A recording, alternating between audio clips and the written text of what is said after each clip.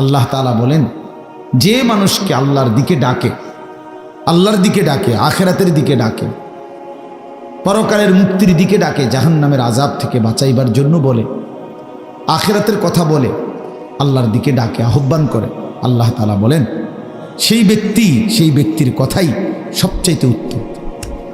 তাহলে আল্লাহর দিকে যে ডাকে এমন সকলেই উত্তম, সবাই প্রধান বক্তা, সবাই আহসান, সকলেই সর্বোত্তম। এজন্য এটা খুব জরুরি যে আপনার এলাকার হুজুর, আপনাকে বাড়ির হুজুর, আপনাদের গ্রামের হুজুর, আপনাদের মসজিদের ইমাম সাহেব, উনি বললে আপনি কদর করবেন না, আর ওই দূর থেকে কেউ এসে বললে আপনি কদর করবেন, এটা ইনসাফ না, এটা উচিত না। বরং আল্লাহর কথা যিনিই বলুক, আপনার হুজুর যেমন গ্রামের, তো আমিও তো কোনো গ্রামের, আমি কি আমাদের দেশ থেকে আসছি? কথা বুঝছেন? আমিও তো কোনো না কোনো মহল্লা থেকেই আসছি, তাইলে এটা তো কোনো বিষয় না। এই জন্য সবসময় মনে রাখবেন, পরিবর্তনের জন্য ওলামায়ে কেরামের প্রত্যেকের কথা মনোযোগ দিয়ে শুনবেন। এই শুক্রবারে দেখবেন জুমার নামাজে, আমি প্রতিদিন বলি এ কথা, অনেক মুসল্লি আছে বাবা ভাই, এই মাঝ বয়সী লোক সামনে বসে, কিন্তু বৈশা বৈশা জিমা জুড়ায় আর কি, ফলে এই চাচার কোনো পরিবর্তন হয় না। এই আগের মতোই অজু, আগের মতোই রুকু সেজদা, আগের মতোই চলাফেরা। এই যে আজকে 60 বছর বয়স, এখনো ওই চা দোকানে আড্ডা দেয়, টেলিভিশন চায়, নাটক সিনেমা দেখে, কথায় কথায় গালিগালাজ করে, এই বিড়ি সিগারেট ছাড়া জীবন চলে না। এইটা কি তাইলে? তো তাই আপনি যাই যে এত বছর ধরে আল্লাহর কথা শুনতেছেন, তা আপনার পরিবর্তন কোথায়? পরিবর্তন কোথায়? আপনি বদলাবেন তাহলে কোন বছর বলেন? বদলাবে কোন বছর? দেখবেন মূল বিষয় হলো আল্লাহর কথা যথাযথ আন্তরিকতা নিয়ে শুনেন। কলিজা দিয়া যদি শুনতো, কোরআন বদলে দিত। আল্লাহর কোরআন মানুষের জিন্দেগি বদলাবার জন্যই আল্লাহ নাজিল করছে। যালিকা হুদাল্লাহ ইয়াহদি বিহি মান ইয়াশা। আল্লাহ তাআলা বলছেন এটাই আল্লাহ তাআলার হেদায়েত। ইয়াহদি বিহি, এই কোরআনের দ্বারাই আল্লাহ তাআলা যাকে ইচ্ছে করেন হেদায়েত দিয়ে থাকেন। তাহলে মানুষের পরিবর্তন, মানুষের হেদায়েত আল্লাহ তাআলা কোরআনের মাধ্যমে করে থাকেন। 30 বছরে কোরআন আপনার মধ্যে কোনো আসর করলো না, কোনো প্রভাব ফেললো না, আপনি কি শুনবেন? কি শুনবেন? প্রতিদিন মাগরিবের নামাজে, এশার নামাজে, ফজরের নামাজে, এই 3 ওয়াক্ত নামাজে ইমাম সাহেব কোরআন শরীফ সূরা কেরাত জোরে পড়ে, আওয়াজ করে পড়ে না? তো তাইলে এতদিন আল্লাহর কোরআন শোনার পর জিন্দেগি তো পরিবর্তন হওয়ার কথা, একটু একটু করে বদলানোর কথা। কিন্তু আমাদের অনেক মানুষ যাদের ভিতরে কোনো অনুভূতি জাগে না যে আমার সূরাটা ঠিক করি, আমার কেরাতটা ঠিক করি, আমি 2টা দোয়া শিখি, একটা সুন্নাত আমল শিখি না। এই যেমন আছে তেমন, এই অশুদ্ধ কোরআন, অশুদ্ধ সূরা কেরাত, তাব্বাত ইয়াদা অশুদ্ধ, আত্তাহিয়াতু অশুদ্ধ, দোয়া দুরুদ অশুদ্ধ। এই আমাদের দেশে বলে, আমাদের লাকসাম অঞ্চলে বলে, দাদা কইছে বাইনতাম দান, বাইনতে আসি ও দাদান। আগের দিনে ঢেকি দিয়া ধান বাইন নাই, তো মানে ধান চাউল আলাদা করত ঢেকি দিয়া, তো ও দাদান মানে হলো ভিজা দান। ও দাদান বুঝছেন, আমাদের দেশে কয় ও দাদান, আমাদের অঞ্চল মানে হলো ভিজা দান। তো ভিজা দানের নিয়ম হলো এই ঢেকির মধ্যে দিয়া যদি ভিজা ধান শুকায় নাই, এটার আপনি যতই বাইরান, ভিজা ধানের থেকে চাউল কি হবে না, আলাদা হবে না। এইটারে কয় আর কি যে দাদায় কইছে বাইনতাম দান, বাইনতে আসি ও দাদান, মানে ভিজা দান রে ঢেকির মধ্যে বহুতক্ষণ ধরে বাইনতে আসে, মাগার চাউল আলাদা হয় কেন? ওই যে ধান যে ভিজা, ধান যদি শুকাইতো তাহলে ঠিকই ধানের থেকে কি হইতো, চাউল বের হতো। এই জন্য এই অশুদ্ধ কোরআন, অশুদ্ধ সূরা আপনি বছরের পর বছর পড়তেছেন, হাসরের ময়দানে গিয়া দেখবেন আমল নামার মধ্যে আপনার সবগুলো নামাজের ওজন 200 গ্রামও আছে, 100 গ্রামও আসে নাই। তখন কি করবে? তখন তো আফসোস করবে। কোরআন শরীফে আছে, হাসরের ময়দানে প্রত্যেক মানুষ ইয়াউমাইদিন ইয়াতাযাক্কারুল ইনসান ওয়া আন্না লাহু যিকরা। আল্লাহ তাআলা বলেন হাসরের দিন প্রত্যেকের তার পুরা জিন্দেগীর কথা মনে পড়বে, কিন্তু ওয়া আন্না লাহু যিকরা, কিন্তু বান্দা মনে পড়ে লাভ কি হবে? মনে তো পড়বে ঠিক আছে, বুঝে তো আসবে ঠিক আছে, কিন্তু লাভ কি হবে? সে কি ফায়দা হবে? সে এই জন্য আরেকজনের বুদ্ধি দিয়েন না, নিজে নিজে শোনেন, মুখে কথা বলিয়েন না। তাল দিতে সবাই পারে, আপনার নিজেরটা বলেন, আপনার সহি শুদ্ধ কি? প্রত্যেকেই নিজের ভাবনা ভাবেন, নিজের ভাবনা ভাবেন, আমিও আমার ভাবনা ভাবি, প্রত্যেকে ইনসাফের সাথে ভাবেন। এই জন্য বাপ আমি এটা মূলত বলতে চাই, শুক্রবারে জুমার নামাজের বয়ান হয়, ওলামায়ে কেরাম সেই বিকাল থেকে মনে করেন বয়ান করছেন, কিন্তু আপনি যদি সামান্য কোনো নড়াচড়া অনুভূতি, যুবক ভাই তোমাদেরকেও বলি, তোমার বিবেক যদি একটু না নড়ে, একটু ভাবনাও যদি তুমি সামান্যতম যদি অনুভূতি না আসে, তো কি শুনলা ভাইয়া? কেন এই সময়টা চলে গেল? কি শুনলা? তাই এই জন্য এটা জরুরি বিষয়, একজন মানুষ হইলেও বুঝছেন। আপনি আপনার মতোই যদি সবসময় চলেন, তো আল্লাহর কথা কি শুনলেন? রাসূলুল্লাহ সাল্লাল্লাহু আলাইহি সাল্লামের কথা কি শুনলেন? কোরআন শরীফে আছে, আল্লাহ তাআলা বলছেন ফাবিআইয়ি হাদিসিন বা'দাহু ইউমিনুন। সাংঘাতিক কথা এটা। কোরআনুল কারীমে আল্লাহ বলছে, বান্দা 23 বছরে 30 পারা কোরআন নাজিল করছি আমি, আমার কথা এগুলো, আমি তোমাদের জন্য সর্বশ্রেষ্ঠ কথা আমি আল্লাহ তোমাদের জন্য নাজিল করলাম। সর্বশ্রেষ্ঠ রাসূল, ১৬ লাখ নবী এবং রাসূলের মধ্যে থেকে আমি আমার কলিজার টুকরা সবচেয়ে প্রিয় সর্বশ্রেষ্ঠ রাসূল তোমাদেরকে দিলাম। কোরআনের চাইতে দামি কোনো কিতাব আমার নাই, মুহাম্মদুর রাসূলুল্লাহ সাল্লাল্লাহু আলাইহি সাল্লামের চাইতে দামি কোনো নবী আমার নাই। সর্বশ্রেষ্ঠ রাসূল দিলাম, সর্বশ্রেষ্ঠ কিতাব দিলাম। এরপরে আর কি দিলে, কাকে পাঠাইলে তুমি আমি আল্লাহর কথার উপরে বিশ্বাস করতাম?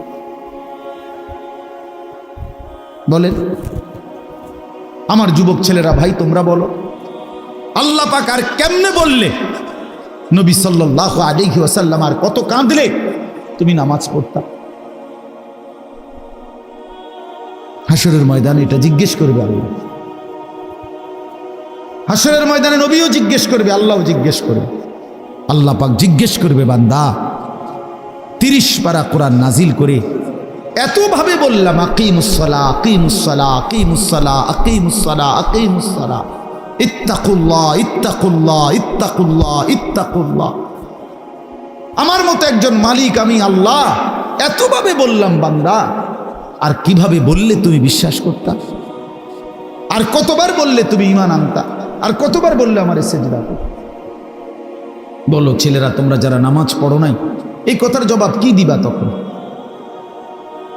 রাসূলুল্লাহ সাল্লাল্লাহু আলাইহি সাল্লাম বলবেন, উম্মত আমি 23টা বছর দিবানিশি চোখের পানি ফেলছি, তুমি জানো না উম্মত আমি কি পরিমাণ কাঁদছি।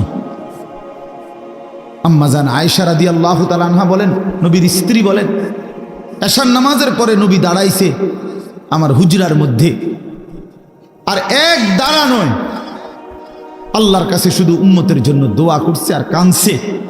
আম্মাজান আয়েশা বলে, আল্লাহর কসম, হজরতে বেলালের ফজরের আজানের ওয়াক্ত হইছে, তার পূর্ব মুহূর্তে নবী তার দোয়া শেষ করছে। সারাটা রাত কাঁদছে, সারাটা রাত। চক্ষু মুবারক লাল হয়ে গেছে, দাড়ি ভিজে গেছে, হাত্তা তাওয়াররামাত কাদামাহু, হাদিসের শব্দ। আম্মাজান আয়েশা বলে, 2টা পাও ফুলে ফুলে গেছে। এই পরিমাণ কাঁদলেন নবী। ক্ষুধার কষ্টে নবী পেটে পাথর বাঁধলেন, তায়েফের পাথরের আঘাতে পিঠটা ছিদ্র করে ফেললেন, দান দান শহীদ করে বেহুশ হয়ে উহুদের ময়দানে পড়ে রইলেন। ঘরের চুলায় 3 মাস পর্যন্ত আগুন জ্বলে নাই। এত কষ্ট করে, এত চোখের পানি, এত রক্ত ঝরিয়ে তোমার মনটা গলাইতে পারলো না? জিজ্ঞেস করবে, খোদার কসম। আমি আর আপনি বুঝতেছেন না, ছেলেরা তোমরা বুঝতেছো না বাবা, কত বড় সম্পদ নষ্ট করে দিলাম। আল্লাহ তাআলা আমাদেরকে দয়া করে মুসলমান বানাইছেন, ইমানদার বানিয়েছিলেন। এক মায়ের গর্ভে আমাকে দিছেন যে মা মুসলমান। আমার কোনো যোগ্যতা ছিল না, আমাদের কারো কোনো যোগ্যতা নাই। আল্লাহই দয়া করে আমাদেরকে ইমানদারের ঘরে জন্ম দিয়েছে। মুসলমানের ঘরে জন্ম নেওয়ার বরকতে কত লক্ষবার কালেমা পড়ছি আমরা। আর বেঈমানের ঘরে জন্ম নেওয়ার কারণে ৭২ বছর বয়স্ক লোকও দেখছি আমি। ৭২ বছর বয়স হিন্দু লোক, আমি নিজে কালেমার দাওয়াত দিছি উনারে। ৩ জন আলেম নিয়া ২.৫ ঘন্টা উনারে বুঝাইছি। ২.৫ ঘন্টা ৭২ বছর বয়স্ক লোকটা একটা বারের জন্য উনি বলতেছে না আমি এই কালেমা পড়বো না। একবার আমি যখন কাঁদছিলাম মিয়া, কসম কাঁদছিলাম যে হায় ৭২ বছর বয়স পর্যন্ত একটা লোক জীবনে কোনোদিন তার মালিকের কালেমাটা একটা বার বলতে পারবে না। আর আমারে আপনারে আল্লাহ তাআলা কত বড় দৌলত দিয়েছে। এখানে ছোট বড় সবাইরই জিজ্ঞাসা করলে আমরা লা ইলাহা ইল্লাল্লাহ মুহাম্মাদুর রাসূলুল্লাহ এটা বলতে পারবো না সবাই? তাইলে দেখে আল্লাহ তাআলা কত বড় নিয়ামত দিয়েছেন আমাদেরকে, আমরা কদর করলাম না। শুধুমাত্র ভাত মাছ চাল ডাল, পেশাব পায়খানা, খাদ্য খাবার, আহারে নিদ্রা, ঘুম, যৌবনের চাহিদা পূরণ, ভাইয়া এতটুকুরই জীবন মনে করছে। এতটুকু তো জানোয়ারের জীবন। এতটুকুই যদি জীবন হয় এ তো জন্তু জানোয়ারের জীবন। কুত্তা বিলাইও তো খায় বেটা, কুত্তা বিলাইও তো ঘুমায়, কুত্তা বিলাইও তো পেশাব পায়খানা করে, কুকুর বিড়ালেরও তো ঘুম আসে, কুকুর বিড়ালেরও তো বাচ্চা কাচ্চা হয়, যৌন চাহিদা পূরণ করে। নাহলে কুত্তা বিড়ালের বাচ্চা হয় কেন? জীবন মানে এতটুকুই, জিন্দিগি মানে এটুকুই। শুধু কেবল খাইলাম, ঘুমাইলাম, পেশাব করলাম, পায়খানা করলাম, আর লজ্জাস্থানের চাহিদা পূরণ করলাম, খালাস। আল্লাহ তাআলা মুসলমান বানাইলেন কেন? ইমানদার বানাইলেন কেন? কালেমার দৌলত দিলেন কেন? মানুষ বানাইলেন কেন? বাপ এজন্য চলেন ফিকির করি। রাত গভীরে ইনসাফের সাথে আমি অনুরোধ করলাম, ছোট বড় সবাই, যুবক ভাই তোমরাও, বয়স্ক বাবা আপনারাও, আমিও, আমরা সবাই ভাবি এক। শেষ পর্যন্ত প্রত্যেকে নিজেকে নিয়ে 1 মিনিট হলো ভাইবেন। ঘুম যাওয়ার আগে, চোখটা বন্ধ করার আগে 1 মিনিট হিসাব মিলাইয়েন। ওয়ালতানজুর নাফসুম মা কদ্দামাত লিগাদ। আল্লাহ তাআলা বলে বান্দা হিসাব মিলাইও, আগামীকাল আখিরাতের জন্য তুমি আজ কি পাঠাইছো, আজ কি পাঠাইছো। কোরআন শরীফে আছে বাপ, আল্লাহ তাআলা বলে প্রত্যেকটা মানুষের ঘুমের পরে আমি আল্লাহ তাআলা তার রুহুটা তার শরীর থেকে আলাদা করে ফেলি, অতঃপর ইচ্ছা হইলে ফেরত দেই, ইচ্ছা না হইলে ফেরত দেই। আল্লাহর কসম, এটা কোরআনের আয়াত। আল্লাহু ইয়াতাওয়াফাল আনফুসা হিনা মাউতিহা ওয়াল্লাতী লাম তামুত ফি মানামিহা। আল্লাহ তাআলা বলেন প্রত্যেকটা মানুষের ঘুমের সময় আমি আল্লাহ তাআলা তার রুহটা সরিয়ে ফেলি, আবার মন চাইলে ফেরত দেই। ফায়ুমসিকুল্লাতী কাদা আলাইহাল আজাল ওয়ায়ুরসিলুল উখরা ইলা আজালিন মুসাম্মা। আমার একজন আত্মীয় ছিল, আমার দুলা ভাইয়ের চাচা, শিক্ষিত প্রফেসর মানুষ ছিলেন। রাত্রিবেলা ঘুমাইছেন ঘরে, একেবারে স্বাভাবিক মানুষ। সকালবেলা দরজা ভাঙ্গা খুলে বাইর করছে মরা লাশ, ঘুমের মধ্যেই চলে গেছে। আল্লাহ তাআলা প্রতিদিন সকালবেলা আমাদের রুহু ফেরত দেয়, ফলে আমরা ঘুম থেকে জাগতে পারি। ভাই আমার, কেন ফজরের নামাজ পড়েন না? ছেলেরা বাপ কেন ফজরের নামাজ পড়ো না ভাই? বলো। আল্লাহ তাআলা ফেরত দেন। আপনারা একটা জিনিস চিন্তা করে দেখেন, 1 মিনিট তাহলে বুঝবেন সবাই। আমরা যখন ঘুম যাই, আমরা যখন ঘুমাইতে যাই, প্রত্যেকেই 10 মিনিট 20 মিনিট 5 মিনিট 10, মানে একটা লগ কারো ঘুম আসে না, ঠিক কি না বলেন? কিছুক্ষণ হইলেও কি হয়, একটু গড়াগড়ি করতে হয়, চোখ বন্ধ করে রাখছি ঠিক আছে, কিন্তু ঘুম আসে না। যে কোনো একটা মিনিটে হোক, 10 মিনিট 15 মিনিট, কোনো এক অজান্তে হঠাৎ কখন কোন মিনিটে যেন ঘুম চলে। এটা কার ফয়সালা?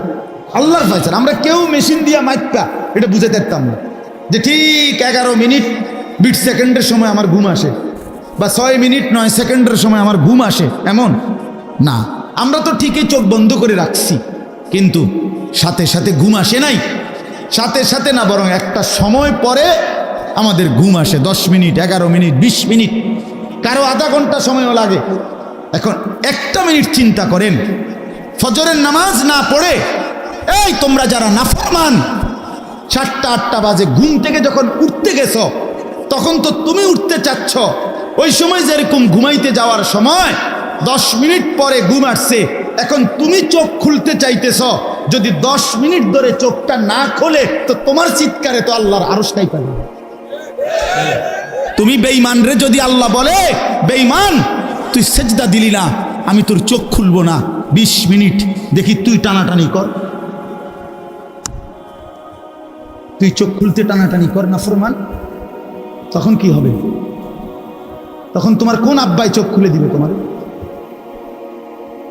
কোন মা চোখ খুলে দিবে?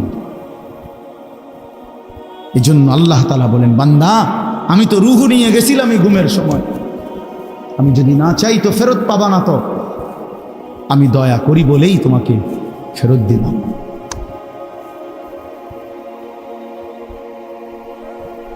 এই জন্য বাপ ফিকির চাই।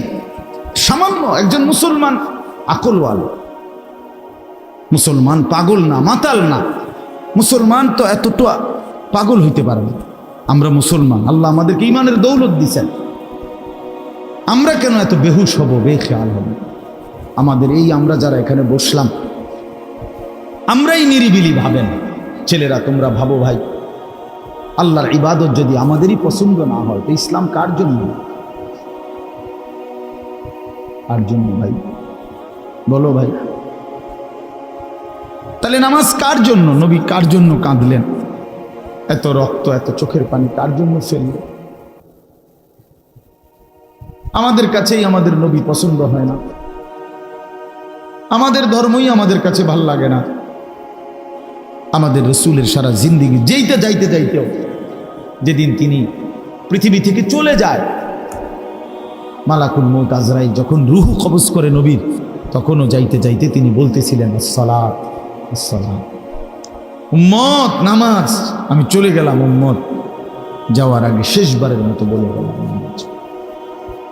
এতটা আবদার করে গেলেন, এতভাবে বলে গেলেন, এতভাবে কাঁদে গেলেন। তাহলে ইসলাম আমাদের পছন্দ না, আমরা মেসওয়াক আমাদের কাছে পছন্দ না, দস্তরখান আমাদের কাছে মনে থাকে না, আমাদের নবীর তরিকা আমাদের কাছে মনে থাকে না, আমরা টয়লেট পেপার ব্যবহার করতে মন চায় না, ঢিলাকুলু পানি ব্যবহার করি না ছেলেরা। তো ভাইয়া, তোমার কাছে যদি ইসলাম পছন্দ না হয়, ইসলাম তাহলে পালন করবে কে? রাসূলুল্লাহ সাল্লাল্লাহু আলাইহি সাল্লামের 23 বছরের মেহনত তাহলে কার জন্যে? এই কোরআন তাইলে কার জন্যে বাপ? কার জন্য? ইনসাফের সাথে বলো ভাইয়া।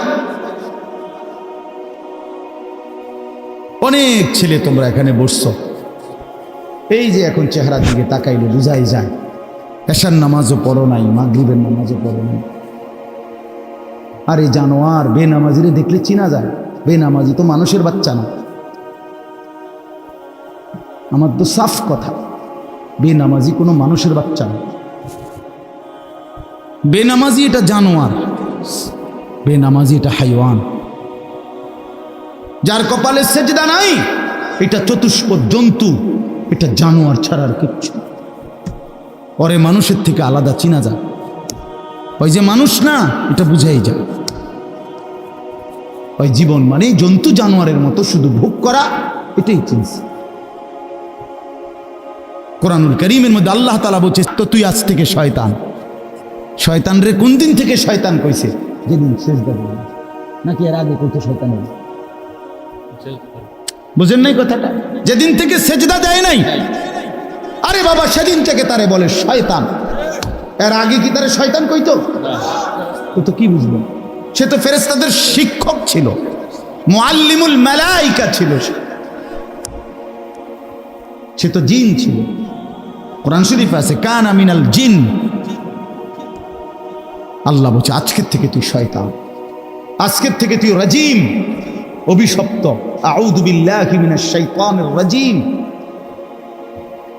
আজকের থেকে আল্লাহ কোরআনে আছে স্পষ্ট, ইবলিসকে বলছে ওয়া ইন্না আলাইকা লানাতা ইলা ইয়াউমিদ্দিন।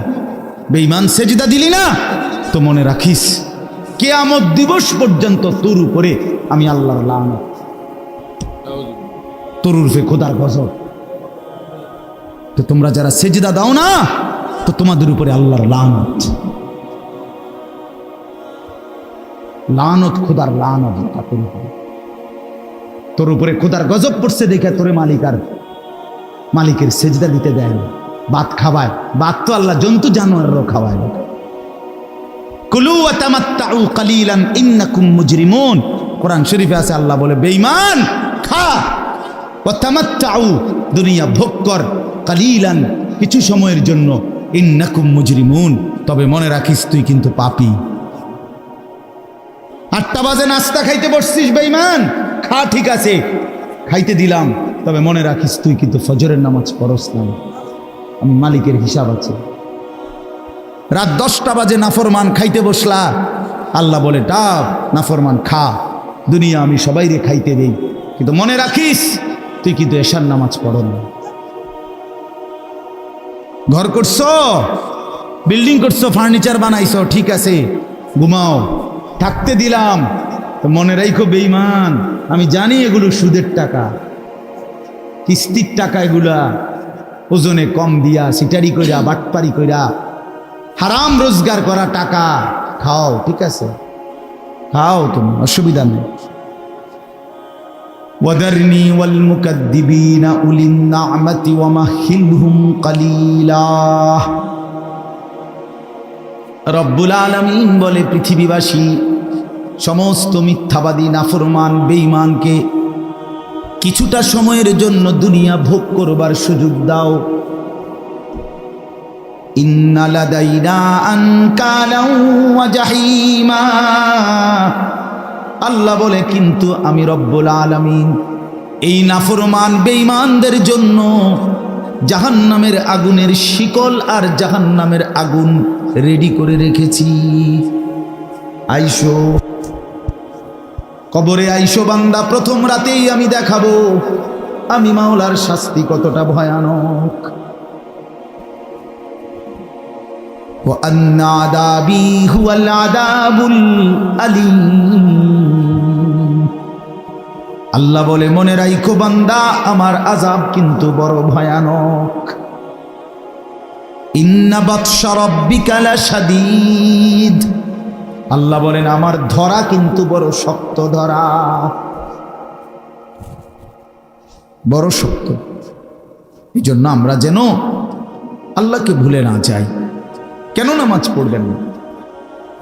কেন সেজদা দিবেন না? আল্লাহকে বাদ দিবেন কেন? আল্লাহকে বাদ দিলে থাকেটা কি?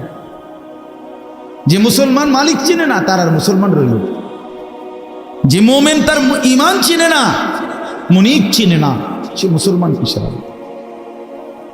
ওয়ালা তামুতুন্না ইল্লা ওয়া আনতুম মুসলিমুন। আল্লাহ বলছে পূর্ণ মুসলমান না হয়ে কবরে আইসো না, বাবা কষ্ট পাইবা, কষ্ট পাইবা। আউলা লাকা ফাআউলা সুম্মা আউলা লাকা ফাআউলা।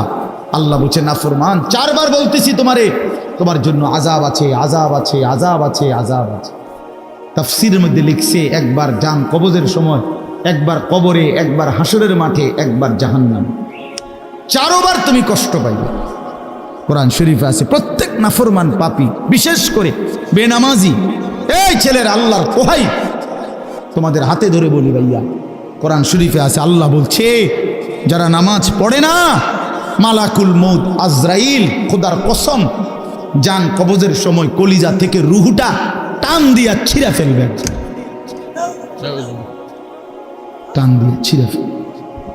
কাল্লা ইযা বালাগাতিত তারাকি, কণ্ঠনালীর কাছে চলে আসবে, তখন রুহুটা কণ্ঠনালীর থেকে আর বের হতে চাইবে না, গলায় যেমন আটকাইয়া যায়, আটকাইয়া যাবে রুহু বেঈমানের, নাফরমানের। তো ফেরেশতা আল্লাহর নবী বলেন, মালাকুল মউত আজরাইল টাইনা হেসরাইয়া ছিঁড়া ছিন্ন ভিন্ন করে রুহুটা বের করবে। কেন এমন করলো? এমন নির্মম মৃত্যু হলো কেন? এমন ভয়ানক মর্মান্তিক মৃত্যু কেন হলো? কোরআন শরীফ আল্লাহ সরাসরি বলছে, ফালা সাদ্দাকা ওয়ালা সাল্লা। কারণ হলো সে আমি আল্লাহকে বিশ্বাস করে নাই, ওয়ালা সাল্লা, এবং কি করে নাই, এবং কি করে নাই, সরাসরি করে নাই। আল্লাহ বলছে তোর কলজা ছিড়ালাম, একদম টাইনা ছিঁড়া ফেলবো তোর বেটা। হ্যাঁ, তুমি সালাক মনে করছে না, মাতবর মাতবর আর দুগা খাইয়া টোটো টোটো করে ঘরো মনে করো মাতবর। হ্যাঁ, তাফালিং করো, কেউ তোমার কিছু বলে না। ছাগল তোমার কেউ দেখতে পারে না, দেখে না কিছু বলে না। আমারে তো ছোটবেলার থেকেই আমার মা, আমার বাবা, আমার ভাই, আমার আত্মীয় স্বজন আমার আগলাইয়া রাখছে, নজরে নজরে রাখছে। তোমারে কেউ দেখতে পারে না, তোমার উপরে যে খোদার গজব, এই জন্য তোমার মা ডাকে না, বাপে ডাকে না, গ্রামের কেউ ডাকে না। এটা তো দুর্ভাগ্য বেটা, যে কিরে আমি একটা মানুষ, আমার কেউ কদ্দুর কিছু বাধা দেয় না। আমি দিন রাত অশ্লীল ছবি দেখতেছি, নর্তকী দেখতেছি, জিনা ব্যভিচারের দৃশ্য দেখতেছি, এক ওয়াক্ত নামাজ পড়ে না, সেজদা দেয় না, চরিত্রের খবর নাই, চেহারার খবর নাই, চুলের সাথে, চেহারার সাথে, পোশাকের সাথে, কিচ্ছুর সাথে মুসলমানের কোনো নমুনা নাই। অথচ তারে কেউ বলে না, তারে ফিরাইবার চেষ্টা করে না। কারণটা কি? তার উপরে যে খোদার গজব পড়ছে। হ্যাঁ বেটা, তোর উপরে যে আল্লাহর লানত পড়ছে। এই জন্য মালিকের নজর থেকে যে সরে যায়, মাখলুকের নজর থেকেও সে সরে যায়। যারে মালিক পছন্দ করে না, তারে আল্লাহর বান্দারা পছন্দ করবে কেন? কেন ভাইয়া? ভেবে দেখেন। আমার মনে আছে, আমি প্রায় বলি, আমার ছোটবেলায় ছাত্র জীবনে আমি 3 বার, একদিনে 3 বার চুল কাটাইছি। আমার বড় ভাই আমারে 3 বার সেলুনে পাঠাইছে। কেন? এই ডিজাইনের চুল তো আমাদের সময় ছিলই না, শুধু সামনে পিছনের চুল একটু 19-20 হয়েছে। বলছে না, হয়েছে না, সমান হয়েছে না, আবার যাও, আবার যাও, আবার যাও। জীবনে আমি একবার শুধু একটা এমব্রয়ডারি পাঞ্জাবি এরকম নকশাওয়ালা একবার গায়ে দিছিলাম জীবনে, একটা পাঞ্জাবি। বড় ভাই ধৈরা টাইম না সিরা টুকরা টুকরা করে ফেলাই দিছে।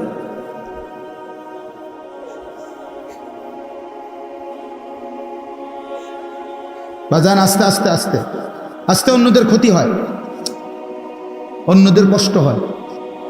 এই জন্য ছেলেরা আমি মাঝে মাঝে এটা অস্থিরতা বোধ করে বলি, আমার ভাই, আমি তোমার পরিবর্তন চাই, আমি তোমার বদলানো দেখতে চাই। তুমি নষ্ট হইও না, তুমি বরবাদ হইও না, চরিত্রহীন হইও না ভাইয়া, কষ্ট পাইবা।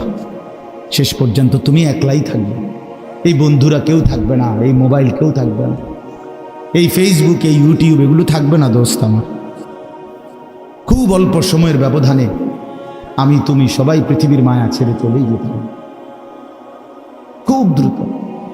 যুবকও কবরে চলে যায়, বয়স্ক মানুষও কবরে যায়, কোলের বাচ্চাও কবরে চলে যায়। আল্লাহ তাআলা আমাদেরকে বুঝ দান করেন, আল্লাহ তাআলা আমাদেরকে কবুল করে নেন। অনেক ছেলে বসছো, মাশাআল্লাহ। ছেলেরা, তোমাদেরকে আমি আপন করে বলবো, নিজের ভালো বোঝো ভাই, নিজের ভালো বোঝো। কেন নষ্ট হইবা? এত সুন্দর দেহ, এত শরীর স্বাস্থ্য আল্লাহ তাআলা সুস্থ সবল বানাইছেন। আল্লাহ তাআলা চোখ দিয়েছেন, নাক দিয়েছেন, কান দিয়েছেন, হাত পাও দিয়েছেন। কোরআন শরীফে আছে, এই যে এখন বললাম যে নামাজ পড়ে না তার মৃত্যুর কষ্ট হবে। কোরআন শরীফে আছে, আল্লাহ তাআলা বলছেন, ওয়াইলুন ইয়াউমাইযিল লিল মুকাদ্দিবিন, সমস্ত মিথ্যাবাদী নাফরমান পাপীর জন্য সেদিন জাহান্নামের আযাব। যদি বলি কেন, আল্লাহ বলেন, ওয়াইদা কিলা লাহুম রুকউ লা ইয়ারকাউন, ওদেরকে যখনই বলা হতো নামাজ পড়তে, ওরা নামাজ পড়তো না। আমি বারবার ডাকছি, 5 বার এক এক বেলা, এক এক দিন 5 বার মসজিদে, এক একটা মহল্লায় যেই কোনো মানুষ আমরা যখন মসজিদে এক একটা ওয়াক্তের আজান হয়, এক মসজিদে না, কমপক্ষে 10টা মসজিদের আজান কাছাকাছি জায়গার থেকে আমাদের কানে ঢোকে, ঠিক না? তাহলে 10টা মসজিদে যদি 4টা করে হরন থাকে, তাহলে 40টা হরন দিয়া আপনার কানে আজান পৌঁছাইল, তুমি বেঈমান একটা সেজদা দিলা না? তুমি কেমন মানুষের বাচ্চা? তুমি কোন মার ঘরে জন্ম নিছ? তোরে মুসলমান বলে কোন জানোয়ারে বেটা? তুই কিসের মুসলমান বেটা? কিসের মানুষ বেটা? কোন মানুষ তুমি বেটা? আল্লাহ তাআলা বলেন, আমি বললাম তাকে বারবার, সে আমার মতো মালিবের কথা, মনিবের কথা ছেড়ে দিল, প্রত্যাখ্যান করবে। কোরআন শরীফ আছে, জাহান্নামীদেরকে ফেরেশতা ডাক দিয়ে বলবে, মা সালাকাকুম ফি সাকার। আপনি মৌলানাদেরকে জিজ্ঞেস করেন, মা সালাকাকুম ফি সাকার। ফেরেশতারা বলবে, এই বেঈমান, তুই জাহান্নামে আসলি কেন? কিসে তোকে জাহান্নামে নিয়ে আসলো? ক্বালু লাম নাকু মিনাল মুসাল্লিন। নাফরমান বলবে, 1 নম্বর কারণ আমি নামাজি ছিলাম না। ক্বালু লাম নাকু মিনাল মুসাল্লিন। জাহান্নামী বলবে, বন্ধু আমি নামাজি ছিলাম না, আমি নামাজ পড়তাম না, এজন্য আজ জাহান্নামী হল। কতভাবে বলছেন আল্লাহ, কতভাবে বলছে, ইয়াউমা ইউকশাফু আন সাকিন ওয়া ইউদআউনা ইলা সুজুদি ফালা ইস্তাতিউন। আল্লাহ তাআলা বলেন, সেদিন কিয়ামতের দিন প্রত্যেককে তার সারা শরীর খুলে দেওয়া হবে, অর্থাৎ সারা শরীরের মধ্যে কোনো কাপড় থাকবে না, একেবারে টাকনু পর্যন্ত শরীর বিবস্ত্র হাসরের ময়দানে। এই অবস্থায় ফেরেশতারা ডাক দিয়ে বলবে, এই বেঈমান, তোর এতগুলো সেজদা ছুটে গেছে মোট, এগুলো দে এখন দে। ওয়ায়ুদআউনা ইলা সুজুদ। প্রত্যেক নাফরমান পাপীকে বলা হবে সেজদা দিতে। কি দিতে? ফালা ইস্তাতিউন। আল্লাহ বলেন, লক্ষ কোটিবার চেষ্টা করেও একটা নাফরমান একটি সেজদাও আর হাসরের ময়দানে দিতে পারবে না। খাশিয়াতান আবসারুহুম। আল্লাহ বলে, সেদিন চোখ নিচের দিকে নামায়া দাঁড়াইয়া থাকবে, তারা হাকুহুম জিল্লা, চূড়ান্ত লাঞ্ছনা, বেইজ্জতি, অপমান তার কপালে দিবে। ফেরেশতা শুধু লাথি দিবে, লাথি। ইয়াসলাহা মাযমুমান মাদহুরা। কোরআন শরীফ আল্লাহ বলছে, নাফরমান পাপীকে ফেরেশতা ধাক্কা দিতে দিতে, বেইজ্জতি করতে করতে জাহান্নামের দিকে ফেলে দিবে। হাঁটাইয়া নিবে না ভদ্রচিত ভাবে, না না, লাথির লগে নিবে, লাথি। লাথি দিতে দিতে জাহান্নামে নিয়ে যাবে। কোনো বেঈমান যদি, নাফরমান যদি বলে ফেরেশতাকে, ভাই সাহেব হাঁটাইয়া নেন, ফেরেশতা বলবে, না, মালিকের নির্দেশ হলো তোমারে লাথি দিতে দিতে নেও, বেইজ্জতি করতে করতে নেও, চলো এমনিই চলো, হাঁটার সিস্টেম নেই। এই জন্য চলো ভাইয়া। অসংখ্য ছেলে পেলে, আমি অনেক সময় বলি, অনেক ছেলে আগাইতে চায়, কিন্তু এই সমবয়সী কিছু অসৎ বন্ধু আছে, এই শয়তানরা ওরে ভালো হতে দেয়। হ্যাঁ, হাসি দিয়া উড়ায় দেয়, ঠাট্টা করে উড়ায় দেয়। এরকম দুষ্ট কিছু অসভ্য থাকে প্রত্যেক সমাজে, দুষ্ট কিছু শয়তান ছেলে, এই নাফরমানগুলো ওরে ভালো হতে দেয়। অনেক ছেলে অনেক সময় আগাইতে চায়, বদলাইতে চায়, কিন্তু ওই অসতের কারণে আর পারে না। এই জন্য এটা সাংঘাতিক। রাসূলুল্লাহ সাল্লাল্লাহু আলাইহি সাল্লাম বলছেন, লা তুসাহিব ইল্লা মুমিন। ইমানদার ছাড়া কাউকে বন্ধু বানাইও না, জেনতেন কাউকে বন্ধু বানাইও না, চরিত্রহীনকে বন্ধু বানাইও না, হয় তোমারে নষ্ট করে দিবে, অন্ধকারে তোমারে চূড়ান্তভাবে বরবাদ করে দিবে। আল্লাহ আমাদেরকে হেফাজত করে। প্রত্যেকটা ছেলে, প্রত্যেকটা বাবা, বয়স্ক লোকজন, আপনাদেরকেও বলি, চাচারা, বাবারা, ফিকির করেন, 60 বছর বয়সে গুনাহ ছাড়লেন কয়টা, বন্দিগি করলেন কয়টা, ইনসাফের সাথে বলেন। এখনো সুদ খান, এখনো কিস্তি লন, এখনো মিথ্যা বলেন, এখনো কথায় কথায় গালি দেন, এখনো চা দোকানে বসে টেলিভিশন দেখেন, নাচ গান দেখেন, নাটক সিনেমা দেখেন, এখনো বিড়ি সিগারেট খান। আস্তাগফিরুল্লাহ। ফিরবেন কখন? বদলাবেন কখন? চাচা, আপনি মরতেন না? আপনি মরবেন না? এই মাঠে কারো জানাজা হয় নাই? মৌলানার বাবার জানাজা এখানে হয়েছিল, আমরা তো ছিলাম তখন। তাই কত মানুষের জানাজা দেখলাম জীবনে, কত লাশ, কত কবর দাফন করলাম সবাই আমরা। এত লাশ, এত কবর, এত মানুষের মৃত্যু আমাদেরকে কিছুই মনে করাইলো না। আজকে কবরবাসীদের রুহের মাগফিরাত, আজকে যারা আমাদের আগে কবরে তাদের মাগফিরাত আমরা কামনা করলাম। আল্লাহর কসম বন্ধু, এই অল্প সময়ের ব্যবধান, হয়তো 20 বছর, 30 বছর, 40 বছরের ব্যবধানে, হয়তো 50 বছরের ব্যবধানে, তো আমাদের পরবর্তী জেনারেশন এরকম একদিন আমাদের রুহের মাগফিরাত কামনা করবে। কি এই বেশি দিন নাই, দেখতে দেখতে একদিন শুনবেন আনিসুর রহমান আশরাফি নামে একজন বয়ান করত, সে মারা গেছে। এমনই হবে, এমনই হবে। হযরত ওমর রাদিয়াল্লাহু তাআলা আনহু বলতেন, কুল্লা ইয়াউমিন ক্বালু মাতা ফুলান, মাতা ফুলান। প্রতিদিন ঘোষণা হয় আজ অমুক মরলো, অমুক মরলো।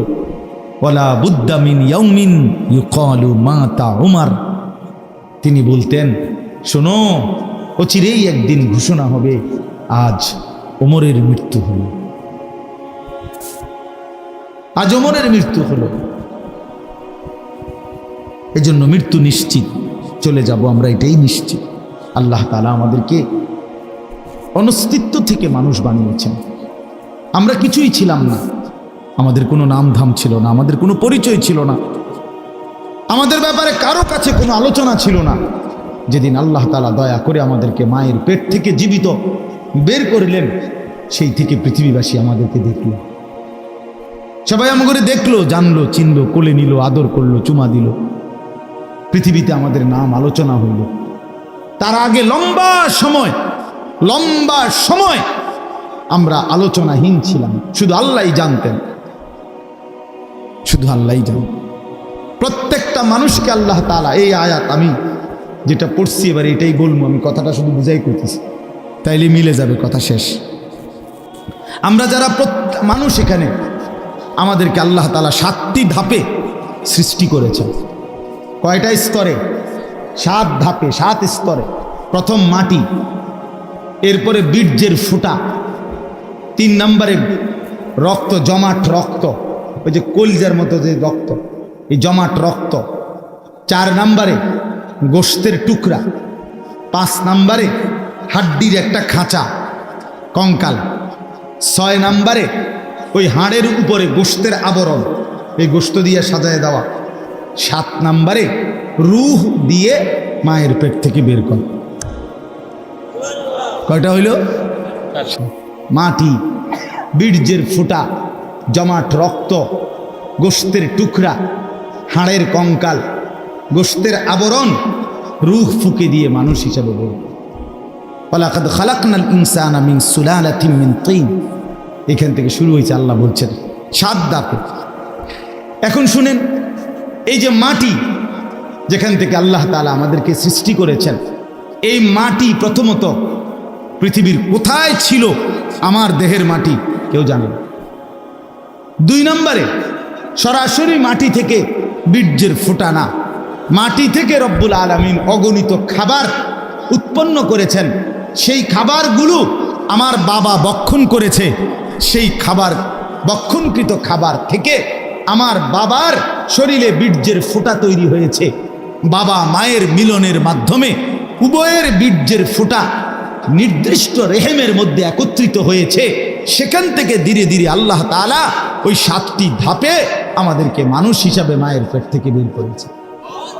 তাইলে মাটি হিসাবে কোথায় ছিলাম কেউ জানতো না। খাদ্যের মধ্যে বীর্যের ফোঁটা তৈরি হওয়ার জন্য যে খাদ্য, ফসল, যেই ফল, যেই সবজি, যেই পানি, এ কোথায় ছিল কেউ জানতাম না।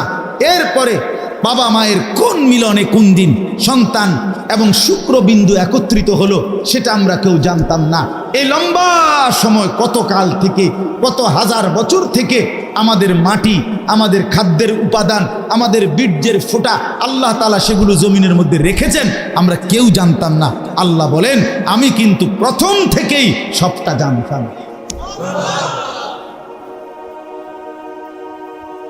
তোমার মাটির উপাদান কই ছিল, খাদ্যের উপাদান কই ছিল, বীর্যের উপাদান কই ছিল, কোন দিন তোমার বাবা হবে, কোন দিন তোমার মা হবে, কোন দিন তারা স্বামী স্ত্রী হবে, কোন দিনের মিলনে সন্তান আসবে, এই সব ফয়সালা আমি আল্লাহ আগের থেকেই নির্ধারণ করে রাখছিলাম। সুবহানাল্লাহ। আল্লাহ তাআলা বলে, বান্দা এইভাবে নিখুঁত পরিকল্পনা নিয়ে, কত দীর্ঘ সময় নিয়ে আমি তোমারে বানাইছি, আমি তোমাকে বানিয়েছি। তুমি তো কিছুই ছিল না, তুমি তো কিছুই ছিল না। এই কথাইটাই এবার শুনেন, কোরআনুল কারীমের 29 নম্বর পারা, 76 নম্বর সূরা, সূরাটার নাম হলো সূরা দাহর। এই সূরার প্রথম 5টি আয়াত আমি আপনাদের সামনে পড়েছি। এবার তরজমা শুনেন, তাইলে আমার কথা শেষ। আল্লাহ তাআলা বলেন, হাল আতা আলাল ইনসানি হিনুম মিনাদ দাহর লাম ইয়াকুম শাইআম মাযকুরা। মানুষ, তুমি ভেবে দেখো, তুমি মনে করো, বুঝতে শেখো যে তোমার উপর দিয়া যুগের পর যুগ দীর্ঘ সময় অতিবাহিত হয়েছে, যখন তুমি উল্লেখ করার মতো, পরিচিত দেওয়ার মতো কিছুই ছিল না। লাম ইয়াকুন শাইআম মাযকুরা, তুমি উল্লেখ করার মতো কিছু ছিল না। না তোমার নাম ছিল, না ঠিকানা ছিল, না তোমার বাবার কোনো পরিচয় ছিল, না তোমার মায়ের কোনো পরিচয় ছিল, কিছুই ছিল না তুমি। আমি রব্বুল আলামিন এই সব কিছুকে নির্দিষ্ট সময়ে সময়ে গুছাইয়া, এরপরে একদিন, ইন্না খালাকনাল ইনসানা, আমি আল্লাহ মানুষকে সৃষ্টি করেছি, মিন নুতফাতিন আমশাজ, স্বামী স্ত্রীর মিশ্র বীর্যের ফোঁটা থেকে আমি বানিয়েছি। কিন্তু এখান পর্যন্ত আনতে গিয়ে এর আগের মাটি, এর আগের পানি, এর আগের বাতাস, এর আগের খাদ্যের উপাদান, এই সব কিছু কখন কোনটা কোথায় ছিল সবগুলোকে একত্রিত করে সেটা নির্দিষ্ট জায়গায় এনেছি।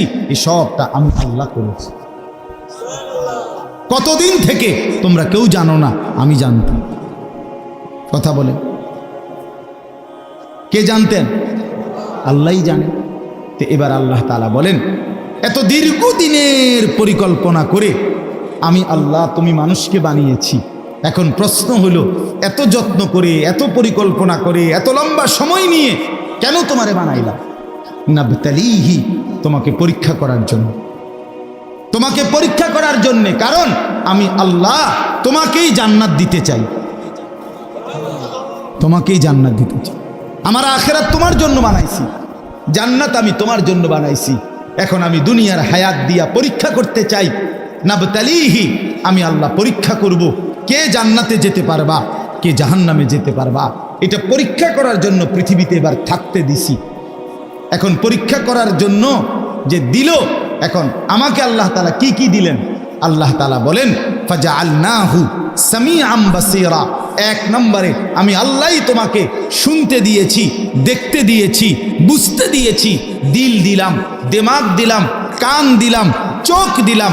আমি আল্লাহ সারা দেহে আমি আল্লাহকে চিনবার, বুঝবার, জানবার, আখিরাতের বন্দিগি করার সমস্ত যোগ্যতা দিয়েই তোমার শরীর গঠন করেছে।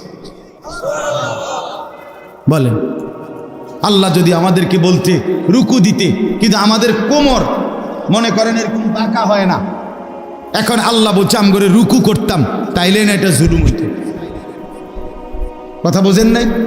বলছে আমারে সেজদা দিতে, কিন্তু আমি শুইতামে পারি না, আমার হাঁটুও ভাঙ্গে না, কোমরও বাঁকা হয় না, কনুইও বাঁকা হয় না, তো আমি সেজদা দিব কেমনে? তো এমনটা করছেন আল্লাহ? কথা বলেন না ভাই, এমনটা করছেন আল্লাহ? আল্লাহ তাআলা বলেন, উদাহরণস্বরূপ বলছে, আমি তো কান দিলাম, আমি তো চোখ দিলাম, সারা দেহের যোগ্যতা ফিতরাতাল্লাহিল্লাতী ফাতারান নাসা আলাইহা।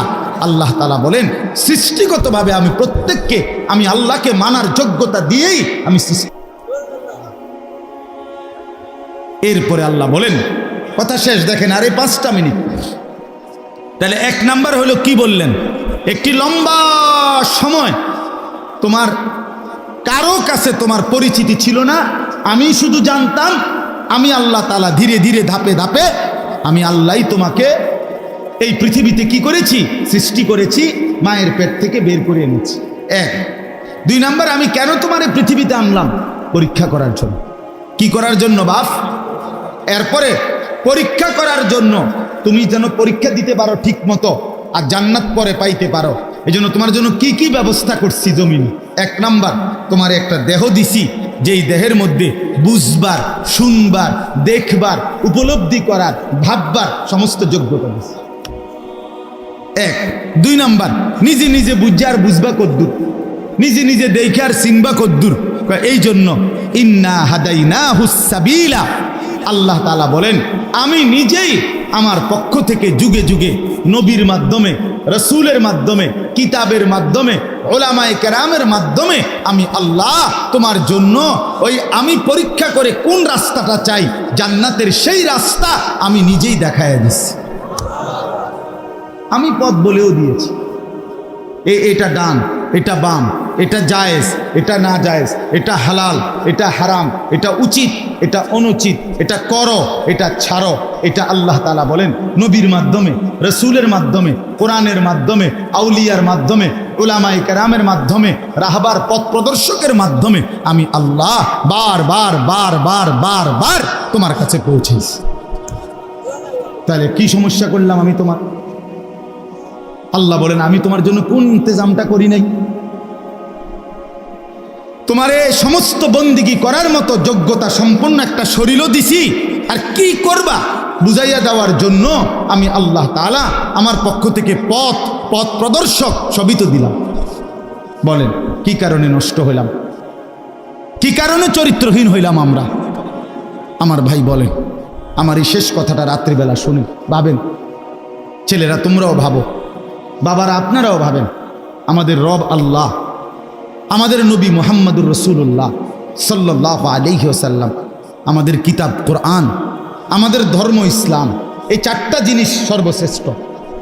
আল্লাহ সর্বশ্রেষ্ঠ, নবী মুহাম্মদ সাল্লাল্লাহু আলাইহি ওয়াসাল্লাম তিনি, কথা বলেন না, সর্বশ্রেষ্ঠ কিনা বলেন? কোরআন, ইসলাম, আল্লাহ, নবী, কোরআন, ইসলাম, সর্বশ্রেষ্ঠ 4টি জিনিস আল্লাহ তাআলা আমাদেরকে দিলেন। এই 4টি সর্বশ্রেষ্ঠ জিনিস দিয়ে আল্লাহ পাক রব্বুল আলামিন আমাদেরকে দান করলেন। বিনিময়ে আমরা কেন পথহারা হলাম? বলেন ভাই, কি কারণে নষ্ট হলাম? কিসের অভাব ছিল আমাদের? না বুঝানোর অভাব, না বুঝার মতো জিনিসের অভাব। আল্লাহ বলেন এত উলামায়ে কেরাম, এত ইমাম, এত খতিব, এত উলামা, এত আউলিয়া, এত কিছুর মাধ্যমে বললাম, কেন আমারে চিনলাম? কেন আমারে বুঝলাম? এই জন্য আল্লাহ তাআলা বলেন ইন্না হাদাইনাহুস সাবিলা, আমি আল্লাহই তোমাদের জন্য শরীরের দেহ অঙ্গ প্রত্যঙ্গ যেমন দিলাম, আমার পথ থেকে, আমি আমার পক্ষ থেকে তোমাদেরকে জান্নাতের রাস্তাও দেখাই দিলাম। এইবার আমি শুধু দেখতেছি দুনিয়ার হায়াত দিয়া, ইম্মা শাকিরা ওয়া ইম্মা কাফুরা, কে কে আমার অনুগত কৃতজ্ঞ আর কে কে আমার অবাধ্য। ঠিক আছে, চলো পাত্তরকারি খাইতে খাইতে আগাও, কেউ সেজদা দিয়ে আগাও, কেউ সেজদা না দিয়ে আগাও। চলো বান্দা আসো, আগায় আসো। এই আস্তে আস্তে সবাই আমার কবরে চলে আসবা, এরপরেই দেখবা কোনটা সুখ আর কোনটা দুঃখ, কোনটা প্রাপ্তি আর কোনটা অপ্রাপ্তি। এই শেষ এবার আল্লাহ বলেন ইন্না আ'তাদনা লিল কাফিরিনা সালাসিলা ওয়া আগলালান ওয়া সাইরা, মনে রেখো আমি আমার নাফরমান প্রতিটা বান্দার জন্য ওই আখিরাতে রেডি রেখেছি সালাসিলা, আগুনের শিকল, ওয়া আগলালা, এবং আগুনের বেড়ি, ওয়া সাইরা, উত্তপ্ত দগদগে উত্তপ্ত আগুন, জাহান্নাম আগুন। আইসো বান্দা, আইসো, টের পাবে, 1 সেকেন্ডেই বুঝাই দেব আমি মালিক কেমন ছিলাম। ভাত খাওয়াইছি মনে করছি দেখা, তুমি মনে করছি আমি তোমার ছেড়ে দিয়ে রাখছি। হ্যাঁ, অনেকেই এটা ভাবে যে কিরে আমি যে এত বাটফারি ছিটারি করি, কেউ দিয়ে আমার কিছু কয় না, আল্লাহ দিয়ে কিছু কয় না। বেটা ছাগল, আল্লাহ তো এর থেকে বাটফার ফিটারেরও কিছু করে না, তো কিসে? আল্লাহ তো বলছে দুনিয়া পরীক্ষার জায়গা। পরীক্ষার হলে তো টিচার দেখে, এই তো ভুল লিখতেছে, তো সারে মাতে না, এ তো পরীক্ষা দিচ্ছে। কথা বুঝেন নাই? যা বলার তো আগে বলেই দিছে, যা শিখাবার আগে শিখাই দিছে। 4 মাস পড়াইয়া না পরীক্ষা লইতেছে এখন, ঠিক কিনা বলেন না কেন? তো মালিক তো বলে আমি চোখ নাক কান হাত পাও বুঝার জন্য সব তো দিছি, আবার বুঝাইবার জন্য নবী দিছি, রসুল দিছি, আউলামায়ে কেরাম দিছি, কিতাব দিছি, কোরআন সুন্নাহ দিছি, আর কি করতাম আমরা? সর্বশেষ কথা হলো ইন্নাল আবরারা ইয়াশরাবুনা মিন কাসিন কানা মিজাজুহা কাফুরা। শুনেন, একদিকে আল্লাহ বললেন আমি বেঈমান নাফরমানের জন্য আগুনের শিকল, আগুনের বেড়ি এবং জাহান্নামের আগুন রেডি রেখেছি, আর নেককারদের জন্য আমার হুকুম যারা মানছে, আমার অনুগত যারা ছিল, ইন্নাল আবরারা, আল্লাহ বলে আমার পুণ্যবান নেককার বান্দাদের জন্য প্রথম পুরস্কার হলো জান্নাতে ঢুকলেই তাদেরকে কাফুর মিশ্রিত জান্নাতের শরাব আমি আল্লাহর পক্ষ থেকে পান করানো হবে। এ কথার অর্থ কি? এ কথার দুইটা অর্থ। একটা হলো জান্নাতের মধ্যে একটা স্পেশাল নহর আছে, আলাদা নদী, যেটার নাম হলো কাফুর। এই নদীর পানি মানে এইখানকার পানি সর্বোচ্চ সুগন্ধিময়। তো আল্লাহ তাআলা জান্নাতি বান্দা যতবারই পান করবে, স্বাভাবিক যত পানি জান্নাতের মধ্যে, এটার সাথে ওই কাফুর, ওই বিশেষ ঝর্ণার পানিও একটু একটু মিশাইয়া দিবে, আর পুরাটা পানি তখন জান্নাতি বান্দার জন্য সুগন্ধিময় হয়ে যাবে। এই হলো এক। অথবা কাফুর বলতে দুনিয়ায় আমরা যেমন কাফুর বুঝে, ওই কর্ফুর সাদা সাদা দানা বুঝেন, একটু গন্ধওয়ালা যে এক ধরনের, হ্যাঁ হ্যাঁ হ্যাঁ, কিসের গোটা কইছেন? এইটাই এই কাফুর বলে এটারে। এরকম গন্ধ, যদিও এটা দুনিয়ার গন্ধটা ভিন্ন রকম, কিন্তু জান্নাতের গন্ধটা পানি পান করার উপযোগী। তো এরকম কাফুর মিশ্রিত পানি আল্লাহ তাআলা জান্নাতি বান্দাকে পান করাবে। এটা হলো শুরু। এরপরে আরো আছে জান্নাতের লম্বা বর্ণনা এই সূরাটার মধ্যে আছে। মজার কথা হলো এই সূরাটা যখন নাজিল হইছে, নবীজির সামনে তখন একজন হাবশি কালো চেহারার একজন সাহাবী ছিলেন, সহজ সরল সাহাবী। উনি নবীজির জবান দিয়া এই সূরার জান্নাতের বর্ণনা শুইনা একটা চিৎকার মারছে খুশিতে, ওইখানে ইন্তেকাল করছে। তাফসীরের মধ্যে আছে নবী সাল্লাল্লাহু আলাইহি সাল্লাম বললেন সাহাবীদেরকে, শোনো, তোমাদের এই সাথী জান্নাতের আগ্রহে জীবন দিয়ে দিয়েছে, জীবন দিয়ে দিয়েছে। এই ছিল মুমিনের জীবন। মুমিন জান্নাতের আগ্রহে জীবন দিয়ে। বদরের যুদ্ধের দিন নবীজি, আমরা কিতাবে পড়ছি, নবীজি সাল্লাল্লাহু আলাইহি সাল্লাম বদরের যুদ্ধ শুরু হয়েছে, সাহাবীদেরকে বললেন ডাক দিয়া, ওয়াসারিউ ইলা মাগফিরাতিম মির রাব্বিকুম ওয়া জান্নাতিন আরদুহাস সামাওয়াতু ওয়াল আরদ। এই আমার সাহাবীরা, আল্লাহর মাগফিরাত এবং জান্নাত গ্রহণ করার জন্য দৌড়াও, এগিয়ে আসো। এক সাহাবী ক্ষুধার্ত ছিলেন, ওনার হাতে 3টা বা 4টা খেজুর ছিল। ওই সাহাবী বলেন, ইয়া রাসূলুল্লাহ, আমি যদি এখন যুদ্ধের ময়দানে জীবন দেই তাহলে আমি কি জান্নাতে যেতে পারবো? আল্লাহর নবী সাল্লাল্লাহু আলাইহি সাল্লাম বলে, নিশ্চিত তুমি জান্নাতি হবা, খোদার কসম কিতাবে লিখছে। ওই সাহাবী বলে, তাইলে ইয়া রাসূলুল্লাহ, এই 3টা খেজুর খাইতে যেটুকু সময় দেরি হবে ওইটুকু তো আমার জান্নাতে যাইতে দেরি হয়ে যাবে।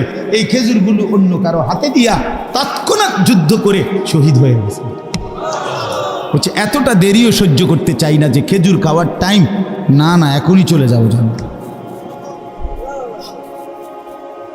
এই জন্য বন্ধু, শেষ কথা, এই 5টা আয়াত পড়ছিলাম, এই আয়াতের মূল বক্তব্য হলো এটাই।